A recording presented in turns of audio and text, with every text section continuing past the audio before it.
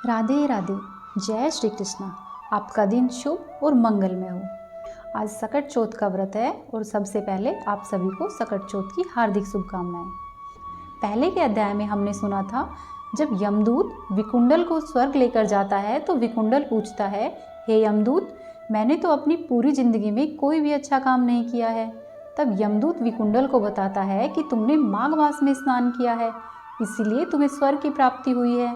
तो विकुंडल फिर से यमदूत से पूछता है, हे यमदूत, कृपया करके मुझे यह बताइए कि किस तरह से मनुष्य स्वर्ग प्राप्त कर सकता है और किस तरह से मनुष्य को नरक की प्राप्ति होती है।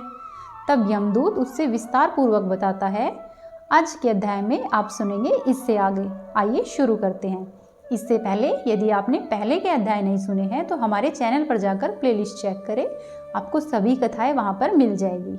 और जो श्री कृष्ण भगवान के सच्चे भक्त हैं वह कमेंट बॉक्स में जय श्री कृष्णा अवश्य ही लिखें। आइए अब शुरू करते हैं। यमदूत कहने लगा कि जो कोई प्रसंगवश भी एकादशी के व्रत को करता है वह सभी प्रकार के दुखों से छूट जाता है। माघ मास की दोनों एकादशी भगवान पद्मनाभ के दिन है। जब तक मनुष्य इन दिनों में व्रत नहीं करता उसके शरीर में पाप बने रहते हैं। हजारों अश्वमेघ, सैकड़ों वाजपेयी यज्ञ एकादशी व्रत की 16वीं कला के बराबर भी नहीं है। एकादशी के दिन व्रत करने से 11 इंद्रियों से किए गए सभी पाप नष्ट हो जाते हैं। गंगा, गया, काशी, पुष्कर, कुरुक्षेत्र, यमुना, चंद्रभागा कोई भी एकादशी के तुल्य नहीं है। इस व्रत को करके मनुष्य अनायास ही वैकुंठ लोक को जाता है। एकादशी के दिन भर व्रत करने एवं रात्रि को जागरण करने से साथ ही माता पिता और स्त्री के कुल की 10-10 पीढ़ियां उद्धार पा जाती है और वह पीतांबरधारी होकर भगवान के निकट रहता है। बालक, युवा और वृद्ध सभी तथा पापी भी व्रत करने से नरक में नहीं जाते। फिर यमदूत आगे विकुंडल से कहता है, हे विकुंडल, मैं अब तुम्हें नरक से बचाने का धर्म कहता हूँ। मन से, वचन से और कर्म से प्राणी मात्र का द्रोह नहीं करे, इंद्रियों को वश में रखे, दान दे, भगवान की सेवा करे, नियम पूर्वक वर्णाश्रम धर्म का पालन करे। इन कर्मों के करने से मनुष्य नर्क में नहीं जाता है।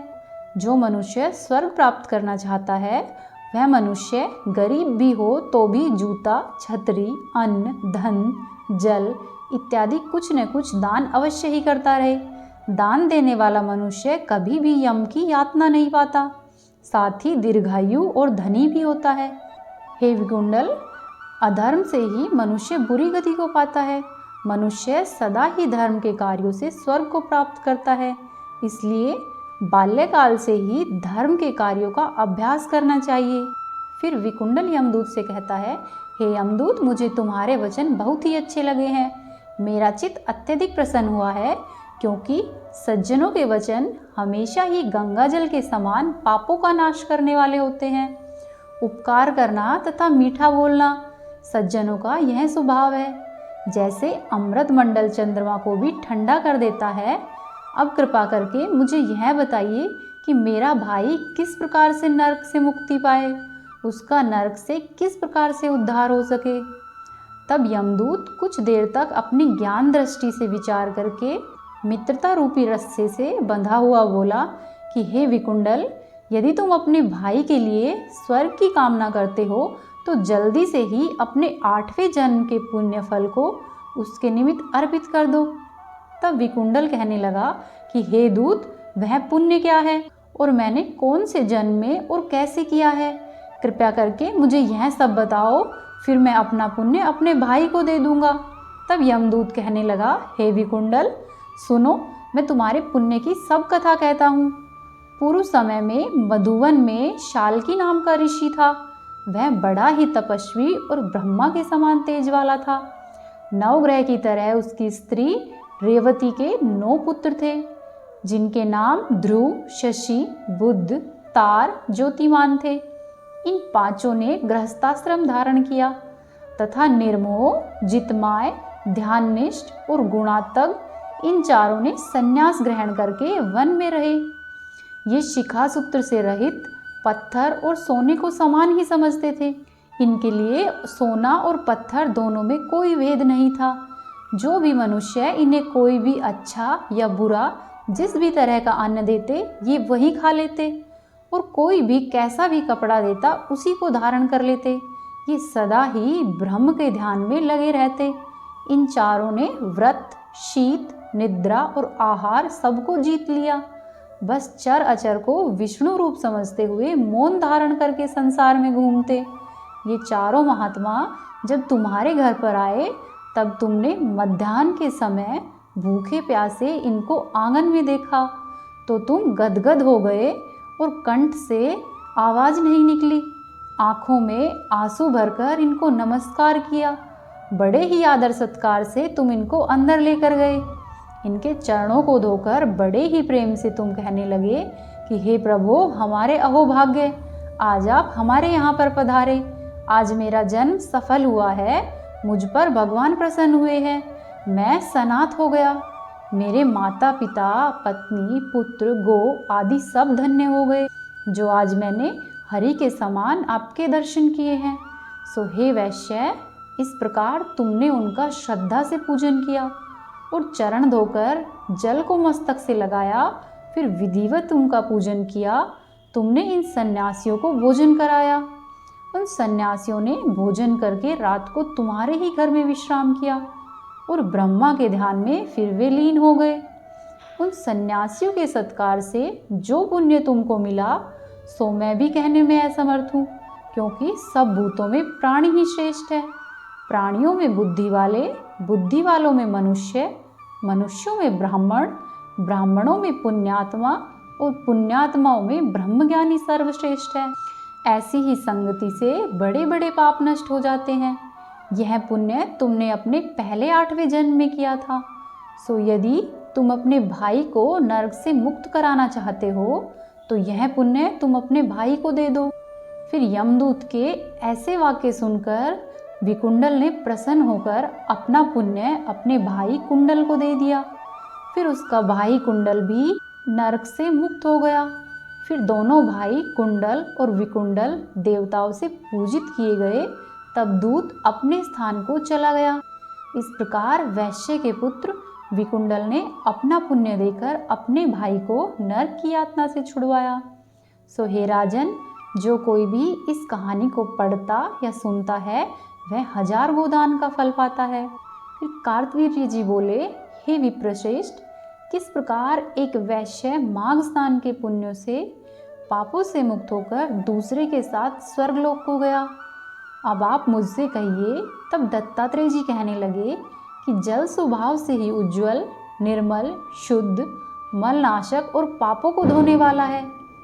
जल सभी प्राणियों का पोषण करने वाला है, ऐसा वेदों ने कहा है। मकर के सूर्य माघ मास में गो के पैर डूबने योग्य जल से भी स्नान करने से मनुष्य स्वर्ग को पाता है। यदि पूरे मास भर स्नान करने में समर्थ नहीं हो तो 3 दिन ही स्नान करने से पापों का नाश होता है। जो भी व्यक्ति थोड़ा ही दान करे वह भी धनी और दीर्घायु होता है। 5 दिन स्नान करने से चंद्रमा के समान शोभायमान होता है। इसीलिए अपना अच्छा चाहने वालों को माघ मास में स्नान करना चाहिए। अब माघ में स्नान करने वालों के नियम कहता हूँ।